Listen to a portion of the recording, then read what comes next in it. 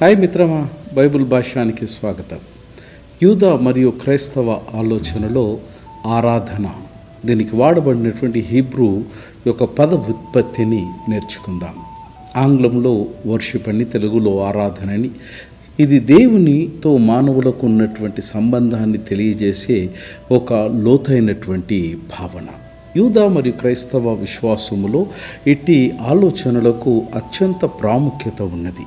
దీని యొక్క పద ఉత్పత్తిని లేదా ఎటిమాలజీని మనం గ్రహించిన ఎడల లోతైనటువంటి అర్థం చేసుకోవడానికి ఇది మనకు సహాయపడుతుంది. యూదా సంప్రదాయంలో ఆరాధన అనేది కేవలము మనం చేసేటువంటి క్రియలు లేదా ప్రార్థనలు మాత్రమే కాదు, కానీ దేవుని పట్ల మానవునికి ఉన్నటువంటి లోతైనటువంటి భక్తి, విధేయత, ప్రేమ మరియు కృతజ్ఞతా భావాలను ఇది ప్రతిబింబింపచేస్తుంది. దీనికి సూచించే కొన్ని ముఖ్యమైనటువంటి హెబ్రూ పదాలు.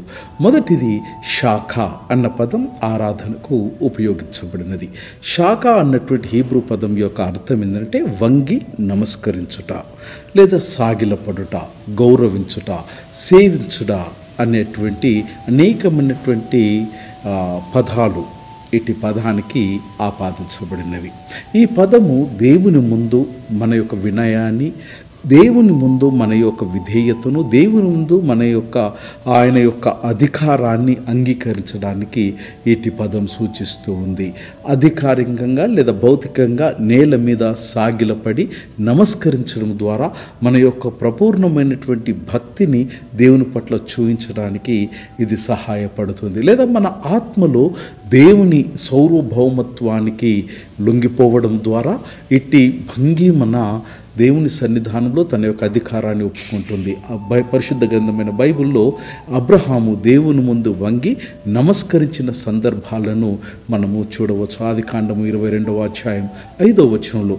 మరియు ప్రజలు దేవుని సన్నిధానములో సాగిలపడ్డప్పుడు ఈ పదము శాఖ అన్న పదము ఉపయోగించబడినది. ఇది దేవునికి మాత్రమే చెల్లించాల్సిన అత్యుత్తమమైనటువంటి గౌరవాన్ని మరియు మన యొక్క లొంగుబాటును నొక్కి వక్కానిస్తుంది.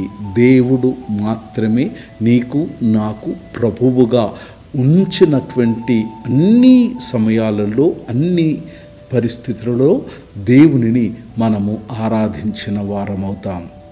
నీకు దేవుడు ప్రథమం, మిగతాది ద్వితీయం. God bless you.